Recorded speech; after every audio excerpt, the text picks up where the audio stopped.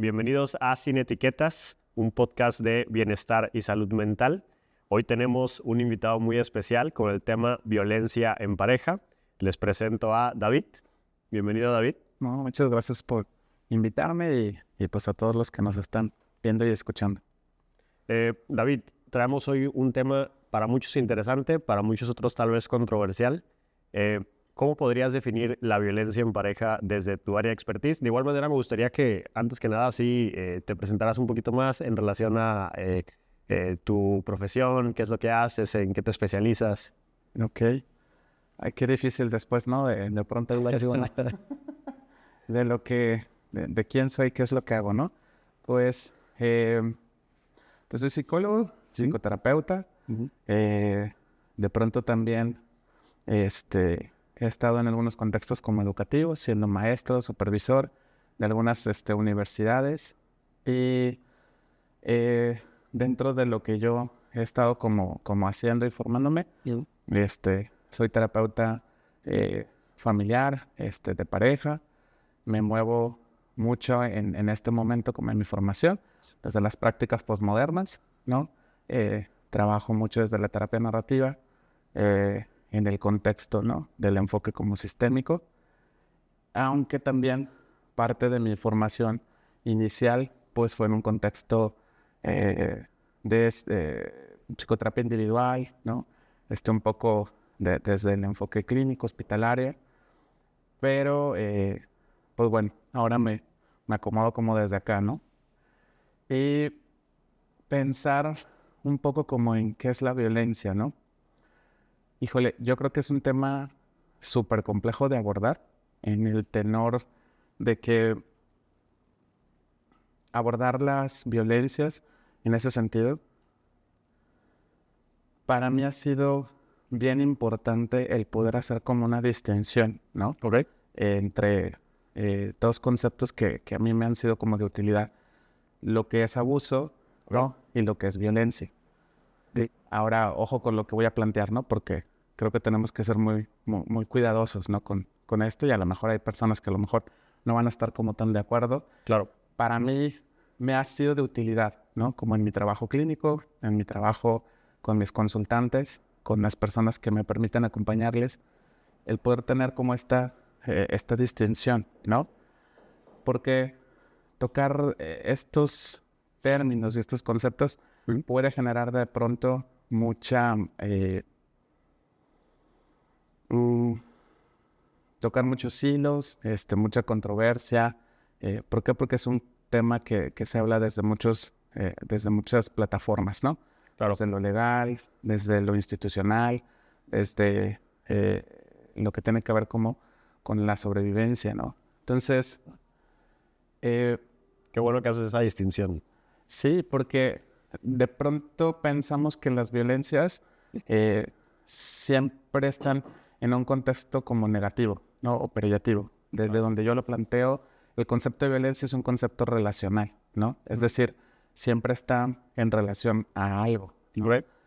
Si no, ausente de esas relaciones, pues no tiene sentido, ¿no? Hablamos de violencia institucional cuando hablamos, bueno, como el ejercicio, ¿no? De una institución o instituciones, ¿no? Que tienen ciertas prácticas, ¿no? En contra de las personas que colaboran con ellos, ¿no? Hablamos de violencia estructural para poder delimitar, ¿no? El tipo de relaciones que puede haber en contextos, por ejemplo, de enseñanza hospitalaria, ¿no? Entre médicos adscritos, enfermeras, médicos. Hablamos de violencia escolar cuando hablamos, ¿no? Del ejercicio de estas prácticas en un contexto escolarizado, ¿no? Entonces, la violencia siempre nos invita a pensar como en relaciones, ¿no? Ok.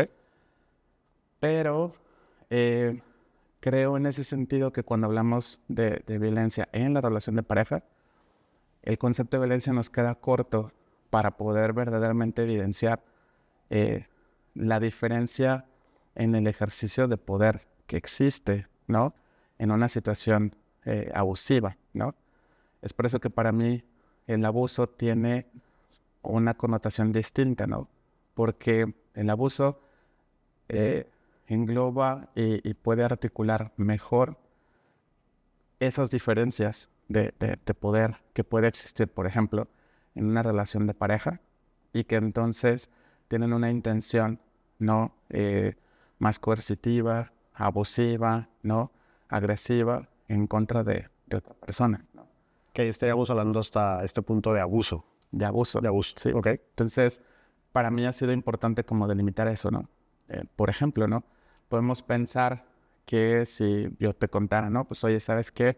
Ricardo, voy caminando por la calle y voy con mi sobrina caminando y de pronto, pues yo la agarro del brazo, la jalo, y la arrojo al suelo, ¿no? Y pues entonces se lastima la muñeca, se fractura la muñeca, ¿no? Claro. Si yo te lo digo así, te lo comento así, pues a lo mejor vas a pensar, pues qué bárbaro, David es una persona muy violenta, ¿no? Porque pues el acto es así, ¿no? Pero si yo te dijera, ¿no? Que voy caminando con mi sobrina y mi sobrina entonces va como en el celular y va mensajeando, ¿no? Y entonces no se percata que al intentar cruzar la calle pues viene una camioneta, un carro, como a toda velocidad en contra, y que entonces yo la tomo del brazo, la jalo y la arrojo, y entonces se lastima y se fractura la muñeca. ¿Cómo definirías o cómo determinarías mi accionar? Sí, claro. Ya depende de la relación que haya con el contexto, ¿no? Efectivamente. O sea, el contexto va a hacer que entonces, en ese contexto, quizás mi accionar ya no se determine con esta palabra como de violencia. Entonces, la violencia, en ese sentido, es una forma de ejercicio, ¿no? En el que se puede comunicar algo, ¿no? Se comunica un mensaje, se comunica una situación, ¿no? Y es importante siempre contextualizarlo porque eso es lo que nos va a dar el sentido, ¿no? En cuestión de la relación de poder que puede existir entre dos personas, ¿no? Ok. Entonces, si lo planteo así, puede ser que no sea malo, pero si lo planteo en una relación donde está una pareja, ¿no? Y existe una persona que abusa de su fuerza física, que abusa de su poder en la relación, de su poder económico para controlar, para dominar, para someter a otra persona, pues entonces eso puede ser conceptualizado más, ¿no? Como un abuso de esa fuerza y de ese poder, ¿no? La violencia en ese sentido a veces puede ser una respuesta eh, terriblemente necesaria, ¿no? Para poder evidenciar una situación, ¿no? ¿A qué te refieres con eso? ¿Podrías dar un ejemplo? Sí, claro. Por ejemplo, de pronto una marcha, ¿no? De mujeres, de madres buscadoras, ¿no? Como de sus hijas desaparecidas, ¿no? Que entonces van por la calle marchando, gritando y de pronto pueden, dentro de su contexto de frustración ante las injusticias, ¿no? De enojo ante la no respuesta como de las autoridades, ¿sí? Tener que tomar una oficina de gobierno y entonces exigir hablar como con alguna autoridad, pues puede ser visto y es en ese sentido pues un acto violento, pero es un acto que es terriblemente necesario. ¿Por qué? Porque entonces este grupo de mujeres quizás por otras vías y por otros medios no han encontrado esa respuesta, ¿no? Ante su petición, ¿no? Claro. Pero no hay otra forma, ¿no? De poder entonces hacer que la autoridad, hacer que estos lugares o estas personas que ejercen como poder desde diferentes plataformas, pues hagan algo al respecto, ¿no? Ok. Entonces puede ser un acto violento, pero no es abusivo. Ok. Y en cambio podemos ver un presidente de una nación poderosa, ¿no? Que delante de pues sí, de una plataforma como de comunicación, se planta, ¿no? Con su traje y con su corbata de seda y muy tranquilamente se dirige, ¿no? Como a su nación y determina que entonces todas las personas que son inmigrantes en su país, pues de ahora en adelante van a ser consideradas como invasores y entonces se autoriza que se ejerza, ¿no? Todo tipo de acciones y prácticas para expulsarlos como de su país, ¿no? Claro. Esa persona en ese contexto de poder, ¿no? Esto es hecho muy abusivo, ¿sí? Okay. Está abusando de un poder que tiene, ¿sí? Y etiquetando, estigmatizando a cierta población y dando indicaciones de cómo hacer prácticas abusivas desde lugares de poder para expulsar, ¿no? a otros. Pero no es violento. Claro. Está siendo muy tranquilo, muy calmado, ¿sí? No está gritando, no está golpeando, sino, pero es abusivo, ¿no? Por el lugar que él ostenta desde una posición de poder y el ejercicio de cómo está abusando de ese poder para someter, controlar, ¿no? Dominar a otros. Claro. Y me encanta cómo con todo este preámbulo, eh, yo sé que tal vez de estas respuestas surjan muchas más dudas, Sí. así que no se preocupen, eso es completamente normal. Con todo este preámbulo, como con la diferencia de abuso, lo que implican las relaciones de poderes y lo que sería violencia y lo que sería abuso, ¿qué tipos de violencia específicamente ya en el tema de pareja existen, David? Pues en ese sentido, quizás pecando, ¿no? Como de contextualizar otra vez, ¿no? Porque sí pienso que es importante como verlo desde ahí, ¿no? Claro. En las relaciones de pareja, ¿no? Nuevamente, ¿no? Como para plantear, ¿no? el ejercicio de prácticas abusivas, ¿no? Tendríamos que posicionarnos y contextualizar muy bien las diferencias de poder que puede haber en una relación, ¿no? ¿Desde dónde? Desde muchos lugares. Desde la fuerza física, desde el peso, desde la estatura, desde la posición económica, ¿no? Entonces, una relación es una muy buena plataforma para poder evidenciar que el poder se ejerce desde diferentes formas, desde diferentes maneras, ¿no? Y que la intención con la que se ejerce ese poder es lo que va a determinar cuándo nosotros estamos teniendo, ¿no? una práctica abusiva, ¿no? Porque podemos tener prácticas que sean abusivas y violentas, pero también podemos tener prácticas como la que te daba hace un momento de ejemplo, ¿no? Abusivas, pero no violentas. Y justo ahorita que mencionas David, ¿cuáles dirías que son como las señales de que se está en una relación violenta? Justamente cuando una de los miembros de esa relación de pareja, por ejemplo, se percibe a sí mismo, a sí misma, ¿no? No en libertad, ¿no? No en libertad de poder expresar lo que piensa, lo que siente, no en libertad de poder quizás vestirse de ciertas maneras, quizás comportarse de ciertas maneras, ¿sí? Cuando entonces yo, dentro de un contexto de relación de pareja, no me siento en libertad para expresar, para hacer, para decir, yo diría que eso es una de las grandes señales, ¿no? Como que puede determinar que una persona está en una relación, ¿no? Como abusiva. ¿Desde dónde el abuso se puede ejercer? Uy, pues desde muchas maneras, ¿no? Claro. Otra vez, ¿no? Como desde estos lugares en los que se ostenta el poder, ¿sí? O sea, si se utiliza el poder económico para controlar, para someter, para dominar, ¿no? a la pareja, ¿sí? Pues entonces hablamos de prácticas abusivas económicas, ¿no? Si utilizamos quizás nuestro tamaño, nuestra fuerza física, ¿no? Para asustar, para dominar, para controlar a la pareja, pues hablamos, ¿no? de abuso físico. Si utilizamos a lo mejor la relación, los sentimientos que la otra persona tiene para conmigo, para ¿sí? Poder controlar a la otra persona, para convencerlo de que haga algo que a lo mejor no quiere hacer, pero yo quiero que haga, pues entonces estamos hablando de un abuso psicológico, ¿no? Claro. Por eso creo que es importante, sí, como hacer esa diferencia, ¿no? Y hacer esos planteamientos, porque eso ayuda también a la pareja en las conversaciones, en el contexto terapéutico, por ejemplo, para poder externalizar, ¿no? Y dar cuenta de que existe esa diferencia, ¿no? Claro. Porque muchas veces las personas que están dentro de ese sistema como relacional no se dan o no se percatan del ejercicio, ¿no? Como de esas formas. Ahora, con esto no quiero decir que las personas que ejercen abuso no deban responsabilizarse de ese abuso. Totalmente.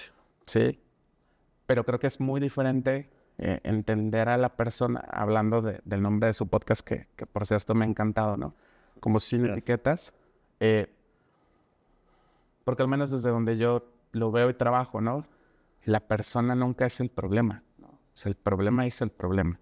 Si nosotros pensamos que una persona es violenta, es narcisista, es psicópata, es sociópata, perdón, es violento, es violenta, entonces ya no hay espacio para la curiosidad, ya no hay espacio para preguntar, ¿no? Y que muchas veces desde a lo mejor la parte médica se ha intentado asociar, ¿no? De que si la mandíbula tal o de que si tal gen tal, como asociar esa violencia, como sacarla del contexto de comportamiento y llevarla a algo médico, pues es como si, ok, te abren el cuerpo a lo mejor en una biopsia y no es como que puedan meter la mano y decir, aquí estaba la violencia.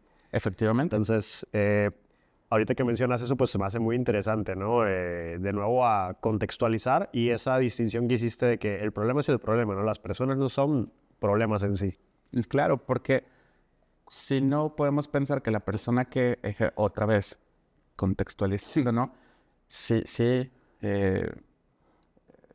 no sé si vaya a ser una pregunta, quizás sí, ¿no? Pero sí, en el cómo se trabaja estos temas en una relación de pareja, sí hay que trabajar como en la toma de responsabilidad, ¿no?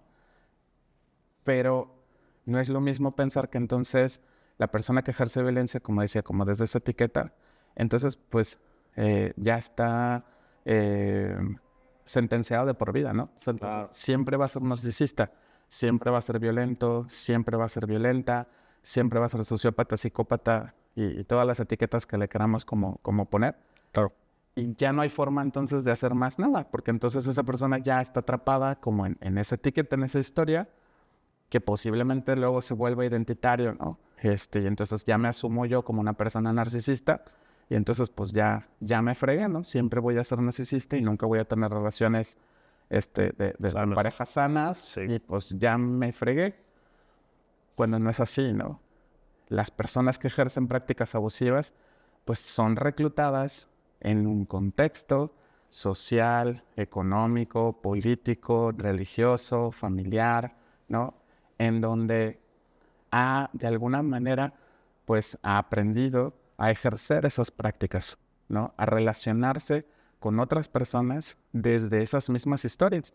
Esa persona que ejerce abuso o que ejerce prácticas abusivas, pues muy posiblemente viene de historias en donde también sí se vivió como una persona atrapada o enrolada en ejercicios abusivos. Y de ahí, pues replica, ¿no? Pues estas formas porque quizás no conoce otras maneras, ¿no? Como de vincularse con otra persona, ¿no? Y como lo dijiste hace rato, no lo dijiste así tal cual, pero eso explica su comportamiento, pero no lo justifica. Claro. Es desde la toma de responsabilidad que mencionas, donde esta persona pues debe tomar conciencia de y tratarse, pero ¿cuáles dirías? Bueno, antes de pasar a lo mejor a las intervenciones, me gustaría abordar un término por ahí que yo creo que es bastante popular o muchas personas lo ubican o lo conocen, pero de repente tal vez no esté tan claro qué es, ¿no? ¿Cómo podrías compartirnos el concepto de ciclo de la violencia? Ay, buenísimo. Sí. A ver, creo que es importante como determinar cómo a través de las palabras, ¿no? Tan fuertes que son las palabras y tan importantes, ¿no? Tratamos de explicar y contextualizar ciertas maneras de relacionarnos. Entonces, cuando hablamos de un ciclo de violencia, que de pronto a mí no sé, me salta de pronto y como que me provoca ahí comezoncita, porque cuando hablamos de un ciclo, tenemos que tener cuidado desde dónde lo pensamos, porque podemos hablar que algo es cíclico, como que algo se repite. Okay. También podemos pensar que algo cíclico, pues es un círculo del cual, pues un círculo no tiene comienzo ni fin, ¿no?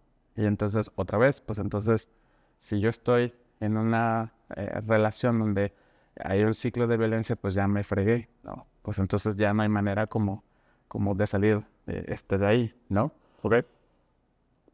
Cuando hablamos de un ciclo de violencia son formas en las que hemos tratado de describir cómo hay ciertas prácticas en las relaciones de pareja que tienden a repetirse, ¿no? Ok. Y que entonces son intentos de explicar de alguna manera las complejidades en las que una persona puede vincularse, ya sea desde el rol de que ejerce estas prácticas como abusivas o pues quien las padece o donde recaen esas prácticas abusivas.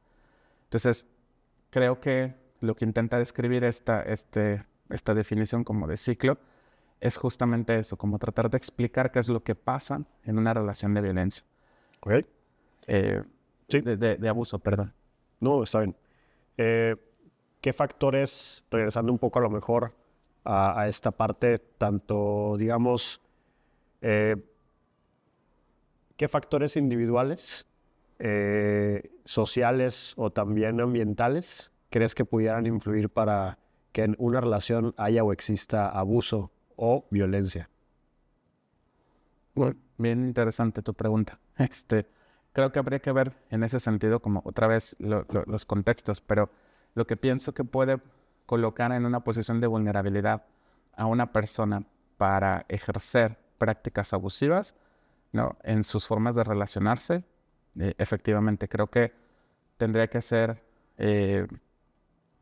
un poco como que esta persona quizás haya estado también, ¿no? Como en contextos en los que haya sido expuesto a prácticas o expuesta a prácticas abusivas, ¿no? A prácticas en donde el abuso, la coerción, el control fueron la forma en la que de alguna manera pues aprendió a vincularse con otras personas o fue o ha sido como sobreviviente, víctima de esas mismas como prácticas.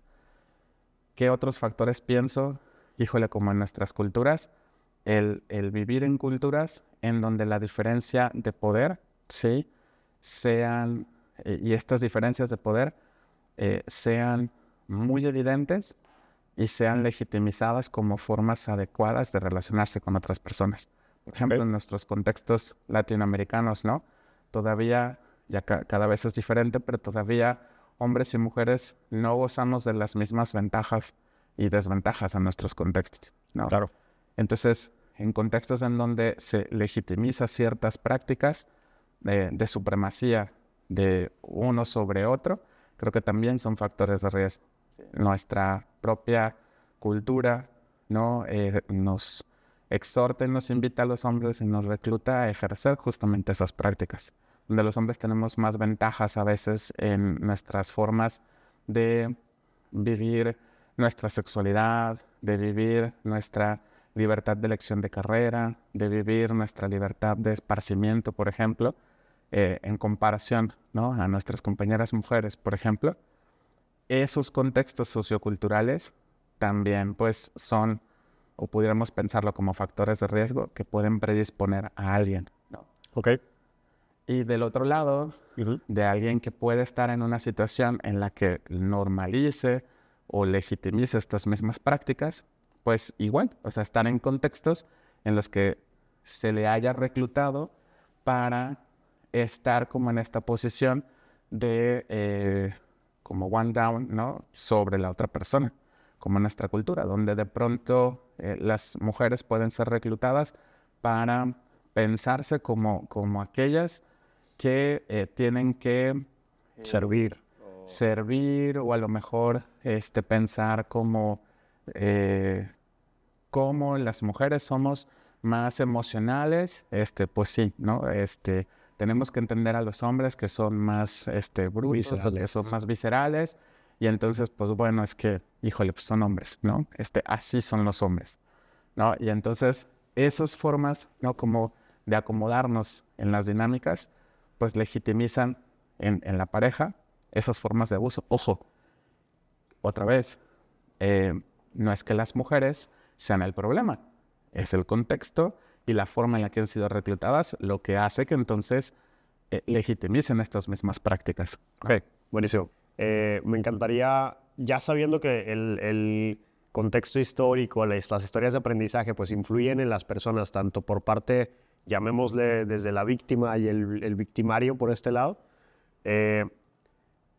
en una relación de pareja en donde ya se sabe que de alguna manera está este concepto del ciclo de la violencia, que hay un ciclo de violencia, tratando de explicar pues las dinámicas de esta relación, cómo alguien pudiera, llamémosle, si bien no como comúnmente dicen romper, porque también se hace un término algo curioso, salir de ese ciclo de violencia.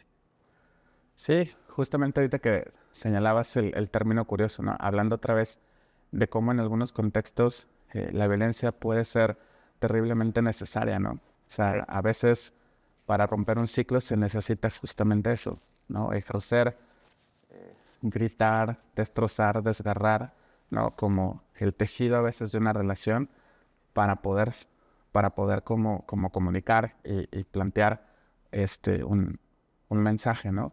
El mensaje de ya no quiero ser abusado, ya no quiero ser abusada, ¿no? Bien. Y a veces esa es la única forma de hacerlo, gritando, denunciando, saliéndome a lo mejor en la madrugada y gritando y a lo mejor rompiendo cosas, pero es importante contextualizar que esa violencia es reactiva, ¿no? Reactiva en un contexto de mucho abuso, porque de pronto entonces podemos escuchar noticias muy amarillistas donde no, pues entonces mujer mata a su pareja y la apuñala 72 veces, ¿no? Y entonces si solo leo eso, no, pues sí, ¿no? Qué mala. Qué mala, ¿y qué le pasa? Y no, cuando entonces yo no tengo el contexto de que esa mujer a lo mejor sufrió durante muchos años una relación abusiva y que entonces su violencia es una violencia reactiva ante un contexto de abuso y donde no encontró otra forma, ¿sí?, de legitimizar ese abuso más que defendiéndose. Y a lo mejor voy a salir un poquito del tema, pero la importancia de cómo los medios, la manera en la que también difunden la información, influyen en nuestra percepción para, valga la redundancia, percibir estos temas, ¿no? Y cómo moldea eso también en parte, o sea, el peso y la responsabilidad que tienen, o más que nada la responsabilidad que tienen los medios como para poder abordar estos temas de una manera como más responsable y más ética. Claro, como plataformas de poder, pues ellos pueden determinar la narrativa que se va a Claro. plantear, ¿no? Entonces, sí hay que tener en ese sentido como mucho cuidado para plantearlo, ¿no? Entonces, cuando me dices cómo se rompe, ¿no?, ese ciclo, pues yo pensaría en un ejercicio, plantearlo desde varios lados, ¿no? Cuando es necesario, como decía ahorita, a veces esa es la única forma de hacerlo. Cuando una persona se ve atrapada y sometida e imposibilitada para poder hacer algo, a veces la violencia pues es la única forma, pero tenemos que contextualizarla desde ahí, desde una violencia terriblemente necesaria, reactiva ante una situación abusiva, ¿no? Cuando hablamos de contextos, vamos a decirlo así como terapéuticos, Ok. ¿cómo romper el ciclo? Bueno, al menos desde donde yo me coloco, ¿no? Desde las prácticas narrativas, desde las prácticas postmodernas, ¿no? ¿Cómo se rompe ese ciclo? Pues a través de la toma de responsabilidad, ¿no?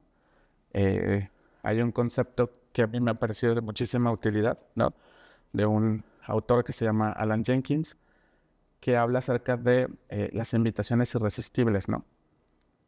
Cuando yo trabajo con parejas en contextos de violencia, que ojo, son muy comunes, las parejas normalmente van a terapia porque se ven atrapadas en contextos y en situaciones donde la violencia posiblemente se ejerce indiscriminadamente y lo que no se ve y no se vislumbra son las maneras de abuso que en esa relación se está ejerciendo la violencia. Y entonces puede ser que se use indiscriminadamente. Es que ella me grita, es que él me hace. Pero si nosotros no hacemos la diferencia de cómo los abusos se ejercen en esa relación, se pueden invisibilizar. Entonces, en una práctica terapéutica, ¿cómo se rompe?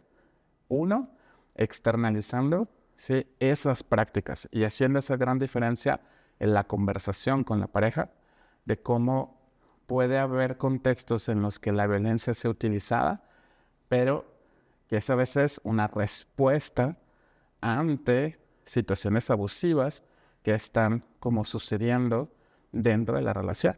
Entonces, un primer momento es poderlo hacer evidente a través de la conversación, a través del diálogo, a través del ejercicio, en el caso del terapeuta, de hacer preguntas que externalicen y evidencien esas prácticas, ¿no? Muy bien. En un segundo momento, es importante que, sobre todo con aquel que ejerce esas prácticas abusivas, pueda, uno, primero evidenciarlo, dos, poder responsabilizarse de esas prácticas. Normalmente las personas que ejercen abuso, ¿no? No lo van a reconocer, ¿sí? Pero, ojo, no lo reconocen, no porque entonces sean narcisistas, sociópatas, psicópatas, porque sean malos de naturaleza, sino porque otra vez, en el caso de nuestro contexto, normalmente somos los hombres quienes somos reclutados mayoritariamente para ejercer prácticas abusivas. Entonces, como somos reclutados en un contexto que culturalmente también nos ha normalizado y naturalizado esas formas de relacionarse, como que son normales, como que así somos los hombres, como que entonces esas maneras incluso pueden ser atractivas para otras personas, pues lo primero que vamos a hacer es pues, tratar de excusarnos de esas prácticas, ¿no? Tratar de negar que esas prácticas tienen esa intención. Claro. Y que normalmente no la tienen, no tienen la intención, ¿sí? En ese sentido de lastimar conscientemente. Sí. Claro. Pero lo que sucede es que estamos tan acostumbrados a que eso son prácticas normales o naturales. O lo que se debería esperar de un hombre. O lo que se debería, que entonces no notamos la intención, vaya, que está escondida, por así decirlo, de esas maneras. Entonces... Y lo importante que es hacer, esa pausa y hacer esas reflexiones y que justo en el contexto terapéutico pueden darse, ¿no? Pueden abrirse. Sí, a través de las preguntas. O sea, a través de preguntas que puedan evidenciar la diferencia de poder que existen esas prácticas y cómo la intención de esas prácticas a veces tienen esa manera. Entonces, eso ayuda a la persona a empezar a tomar una postura con respecto a esas formas de ejercer abuso en la relación. ¿Cómo te posicionas tú con respecto a eso? Estas formas de relacionarte con tu pareja es la manera en la que tú te imaginabas que querías tener una relación de pareja. Este es el efecto que tú querías tener, ¿no? en tu pareja. ¿Sí? Así te imaginabas que iba a ser tu relación. ¿Te gusta la manera en la que te vinculas, ¿no? con tu pareja? Y esto hace que estas personas que ejercen abuso puedan empezar a tomar una postura con respecto a ello. Pero no solamente se queda ahí, ¿sí? Desde las prácticas narrativas no solamente es necesario tomar una posición ante ello. Bueno, ya lo reconocí, ya no lo quiero hacer, ¿sí? Pero eso no va a hacer que las cosas cambien. ¿Por qué? Porque entonces el gran problema va a ser que la persona que ha sido sometida a esas prácticas abusivas, lo primero que va a presenciar y vivenciar es desconfianza. Entonces hay que ir más allá, ¿sí? Este concepto de las invitaciones irresistibles y de la entrega, ¿no? Como de razones para el otro, invita también a la persona que ejerce abuso a horrorizarse, y me encanta esa palabra, ¿no? De los efectos que sus prácticas abusivas tienen. Es importante en el ejercicio terapéutico que esa persona que ejerce abuso pueda literalmente horrorizarse del efecto que esas prácticas, que pueden ser no intencionales, a nivel consciente, ¿no? Tienen en su pareja. Sí, lo contrario, completamente lo opuesto a normalizar, a seguirlas teniendo normalizadas. Efectivamente, sí, o sea, es por eso estas preguntas, ¿no? O sea, ¿así te gustaría tener tu relación de pareja? ¿Es esta la intención que tú tenías cuando decías estas cosas o cuando ejercías estas maneras? Y la última, en ese sentido, tiene que ver con la puesta en práctica de que la persona que ejerce abuso pueda poner en práctica acciones que puedan asegurar a la otra persona que esas prácticas abusivas no van a volver a repetirse. Eso es sumamente importante porque esto es lo que va a ayudar a la pareja que ha sido eh, eh, de alguna manera es que no me gusta este término de las víctimas, ¿no? Pero Está bien. que ha sido empujada por estas prácticas abusivas, pueda genuinamente legitimizar su dolor, ¿sí? Legitimizar en ese sentido sus abusos y que entonces pueda decir, esto sí pasó, esto sí ocurrió y ya no va a volver a ocurrir. Cuando hacemos esas dos cosas, la horrorización de los efectos que las prácticas abusivas tienen en la pareja y la toma de acción para que esas prácticas no se repitan, la persona que ejerce abuso efectivamente deja de intentar convencer y controlar a su pareja. Es que ya fui a terapia, ya vamos a regresar. Es que ya estoy yendo con el doctor, ¿sí? Ya estoy bien. Deja de hacer esas demandas y esas preguntas porque se da cuenta, ¿sí? de lo que causó. Y entonces le devuelve esa libertad a la otra persona de poder decidir quedarse o no quedarse, confiar o no confiar. Y ahorita que mencionas eso, David, ¿cuáles dirías que son como las consecuencias o llamémosle también como los efectos que tiene la violencia en pareja?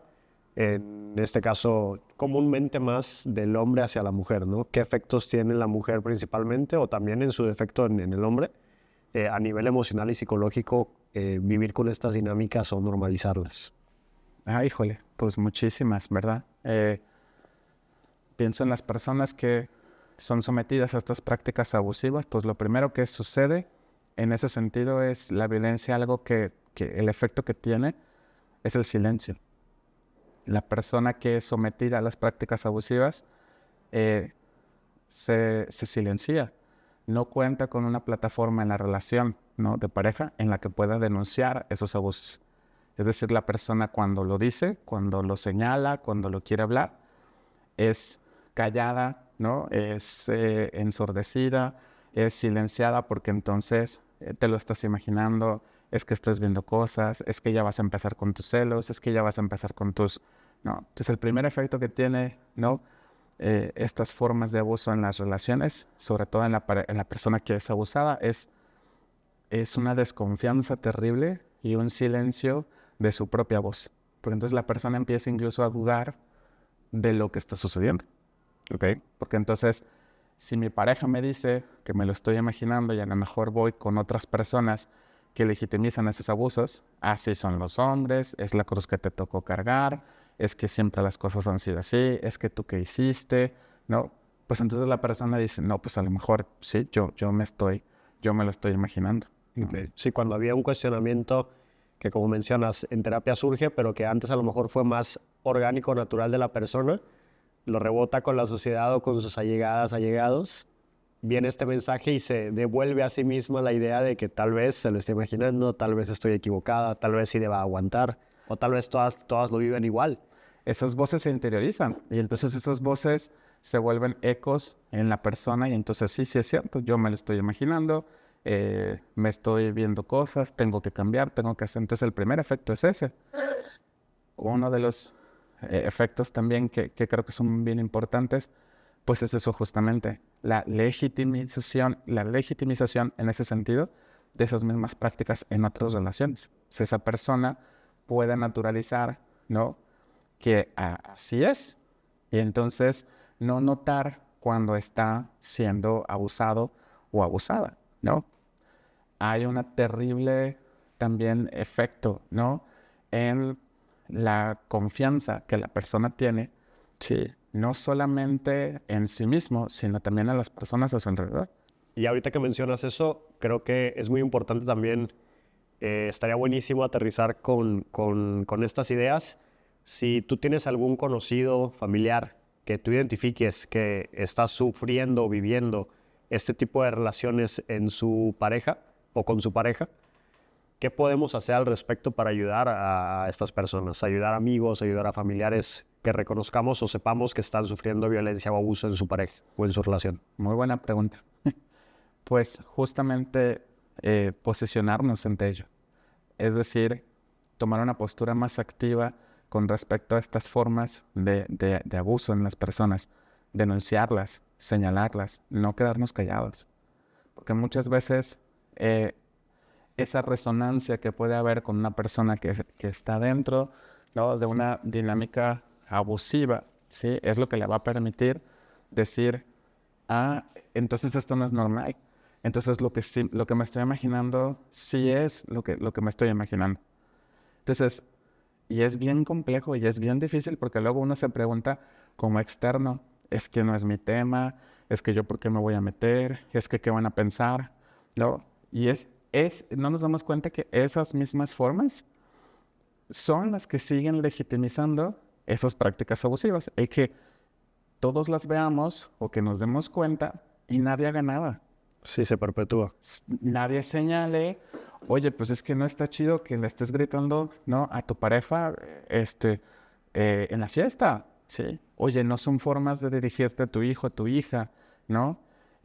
Hay otras maneras en las que cuando nos posicionamos, ¿no?, delante de esas prácticas abusivas y las detenemos, las señalamos, ¿no?, las decimos, son maneras en las que podemos ayudar a las personas que están dentro de estas dinámicas. Porque a veces esa es la resonancia que le va a permitir a la persona, al menos, quizás, empezar a hablarle. Y justo, a lo mejor no vaya a resolver directamente la situación, pero justo como acabas de mencionar, le ayuda a la persona a tener un rebote con otras personas que no lo están normalizando y que le hagan también cuestionarse a ambas partes, ¿no? Es lo que te iba a decir. Efectivamente, esto tiene un efecto en quienes son puestos en este lugar de ser, ¿no?, como los recibidores de estas prácticas abusivas, pero también en la persona que ejerce el abuso. Porque entonces esa resonancia de que alguien le diga que eso no es así, que eso no está bien, ¿no?, o que alguien lo detenga incluso, puede ser algo muy poderoso para una persona. Claro. O sea, que yo detenga una práctica abusiva que yo estoy teniendo con alguien y que tú vengas y me digas, oye, David, pues no está bien, ¿sí? O no lo voy a permitir, ¿sí?, en este momento, me puede hacer resonar a mí, sobre todo cuando vienen de lugares de este emparejamiento.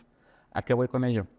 Si es incluso una persona con la que yo me identifique, ojo con lo que voy a decir, entrecomillado y con mucho cuidado.